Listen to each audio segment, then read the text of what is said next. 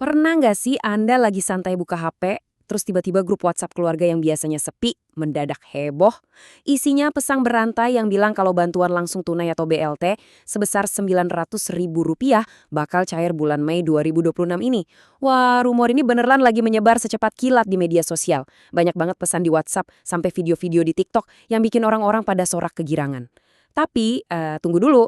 Sebelum Anda ikut ngerayain, apalagi sampai nge-forward pesan itu ke orang lain, mending kita tahan dulu deh. Kenapa?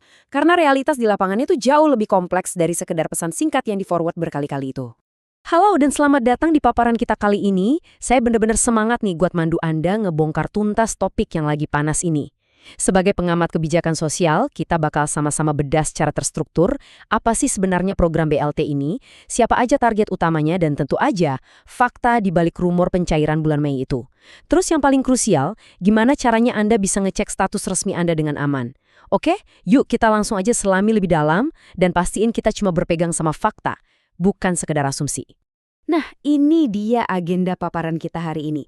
Pertama, kita bahas apa itu BLT Kesra. Kedua, siapa aja yang memenuhi syarat. Ketiga, kita langsung cek fakta soal rumor Mei 2026. Keempat, cara ngecek status. Dan kelima, panduan penting buat mencegah penipuan. Bagian pertama, apa itu BLT Kesra? Memahami program bantuan tunai. Yuk, kita bangun pemahaman dasarnya dulu biar nggak bingung. Gini, bagian paling menarik dari program ini tuh sebenarnya ada di namanya sendiri. BLT Kesra atau Bantuan Langsung Tunai Kesejahteraan Rakyat. Itu adalah program resmi langsung dari Kementerian Sosial Republik Indonesia. Nah, coba garis bawahi kata tunai. Beda kan sama bansos lain yang mungkin bentuknya sembako atau barang kebutuhan pokok? BLT Kesra ini benar-benar dikasih full dalam bentuk uang tunai. Ini tuh langkah cerdas dari pemerintah buat ngasih fleksibilitas maksimal buat keluarga yang kurang mampu. Karena ya kita tahu lah ya, tiap keluarga kan punya prioritas kebutuhan harian yang beda-beda. Uang tunai ini ngasih mereka kebebasan buat ngatur pengeluaran sesuai kondisi terdesak mereka sendiri. Oke, sekarang kita ngomongin angka yang lagi viral banget nih, Rp900.000. Dari mana coba angka ini asalnya? Kalau Anda mikir ini uang jatah bulanan, nah itu kurang tepat. Hitung-hitungannya tuh sebenarnya gini, alokasi aslinya adalah Rp300.000 per bulan. Tapi pemerintah mencairkannya itu sekaligus atau dilangsungkan gitu untuk periode 3 bulan. Makanya kalau di total-total, setiap keluarga penerima bakal dapat uang tunai Rp900.000 langsung. 35 juta. Angka yang fantastis kan? Itu adalah jumlah keluarga penerima manfaat di seluruh Indonesia yang ditargetkan pada periode akhir tahun 2025 kemarin, tepatnya buat bulan Oktober, November, dan Desember. Coba bayangin betapa masifnya skala program ini. Ini bukan sekedar program percontohan kecil-kecilan loh. Ini benar-benar tulang punggung dari jaring pengaman sosial pemerintah kita yang menjangkau jutaan rumah tangga sampai ke berbagai pelosok negeri. Masuk ke bagian kedua, syarat penerima. Siapa sih yang sebenarnya berhak menerima BLT Kesra ini? Mari kita cari tahu siapa aja yang memenuhi kriteria. Jadi gini, bantuan ini tuh nggak dibagiin secara acak, siapa cepat dia dapat, nggak gitu. Prioritasnya sangat ketat, khusus ditujukan buat desil 1 sampai desil 4. Artinya ini adalah kelompok 40% keluarga termiskin di Indonesia. Sistem desil ini bukan tebak-tebakan ya, ini hasil penilaian sosial ekonomi yang super komprehensif. Mereka ngecek semuanya, mulai dari kondisi fisik rumah, pekerjaan, sampai aset yang dipunya. Nah, konsekuensi logisnya, 60% sisa populasi lainnya emang secara sistem gak diprioritaskan buat program spesifik yang satu ini. Terus, selain masuk di kelompok 40% tadi, ada syarat mutlak secara administratif yang wajib dipenuhi. Pertama, pastinya harus warga negara Indonesia dong, lengkap dengan KTP dan kartu keluarga yang masih aktif. Kedua, nah ini krusial banget, nama Anda wajib terdaftar di DTSEN atau Data Tunggal Sosial Ekonomi Nasional. Kalau nggak ada di database ini, ya otomatis nggak bakal kedeteksi sama sistem. Ketiga, Anda nggak boleh nerima bantuan double. Jadi, kalau Anda udah jadi penerima rutin program kayak PKH, atau program Keluarga Harapan, Anda nggak berhak nerima BLT Kesra di waktu yang sama. Prinsip utamanya kan pemerataan, biar bantuan ini bisa nyentuh mereka yang emang belum kebagian sama sekali. Anggaplah Anda memenuhi semua syarat berat tadi. Terus, lewat mana nih uangnya cair? Nah, penyaluran resminya itu biasanya dikelola lewat jaringan Bank Himbara. Ada Bank BRI, BNI, Mandiri, sama BTN. Terus gimana kalau Anda tinggal di wilayah pelosok yang susah dijangkau bank? Tenang, pemerintah juga kerjasama pakai layanan kantor pos setempat buat mastiin dananya beneran sampai ke tangan Anda. Sistem ini sengaja dirancang biar distribusinya aman, terpusat, dan pastinya tepat sasaran. Sekarang masuk ke bagian ketiga, Cek fakta. Benarkah cair di Mei 2026? Nah, ini dia nih inti dari kebenaran di balik rumor yang viral itu.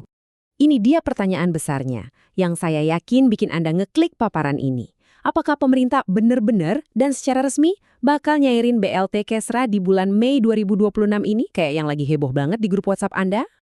Jawabannya sangat tegas dan lugas ya, belum ada pengumuman resmi. Sampai paparan ini dibuat, berdasarkan data langsung dari Kementerian Sosial dan media terpercaya, pemerintah itu sama sekali belum ngeluarin pernyataan apapun soal kelanjutan pencairan BLT Kesra buat bulan Mei 2026. Jadi, semua info yang seliweran di medsos sama aplikasi pesan singkat itu murni cuma rumor yang belum bisa diverifikasi kebenarannya. Terus kenapa sih ini penting banget buat Anda? Ya karena kalau kita bertindak cuma berdasarkan informasi palsu, ujung-ujungnya cuma buang waktu dan parahnya bisa ngebahayain keamanan data kita sendiri. Lanjut ke bagian keempat, cara cek status resmi dan mengambil kendali data Anda. Daripada pusing dengerin rumor, mending kita ambil kendali secara proaktif. Sebenarnya cuma ada 3 cara resmi dan paling aman buat ngecek status kepesertaan Anda. Langkah pertama, ini yang paling gampang. Buka aja website cekbansos.kemensos.go.id di browser HP atau komputer Anda. Tinggal masukin data wilayah dan nama sesuai KTP. Langkah kedua, buat Anda yang pakai smartphone, download aja aplikasi resminya, namanya Cek Bansos. Kerennya lagi, di aplikasi ini Anda juga bisa mendaftarkan diri loh kalau merasa memenuhi syarat DTSN tapi kok belum terdaftar. Dan langkah ketiga, ini pendekatan klasik tapi efektif. Datang langsung aja ke kantor dinas sosial atau ke desa dan kelurahan setempat buat minta pengecekan manual. Ingat ya, cuma 3 jalur ini doang yang diakui secara resmi sama negara. Jangan klik link yang aneh-aneh. Bagian kelima, pencegahan penipuan. Ini dia tips penting buat menghindari modus penipuan bantuan sosial yang berbahaya. Tolong perhatiin baik-baik, ini adalah 3 aturan emas yang harus ditanamkan di pikiran Anda biar nggak kena tipu. Aturan pertama, dan ini mutlak banget ya, pencairan bansos resmi dari pemerintah itu nggak pernah sekalipun minta biaya administrasi, potongan, atau keharusan transfer uang duluan. Kalau ada oknum yang nawarin bantuan biar dana cepat cair tapi minta uang muka, wah itu udah pasti penipuan 100%.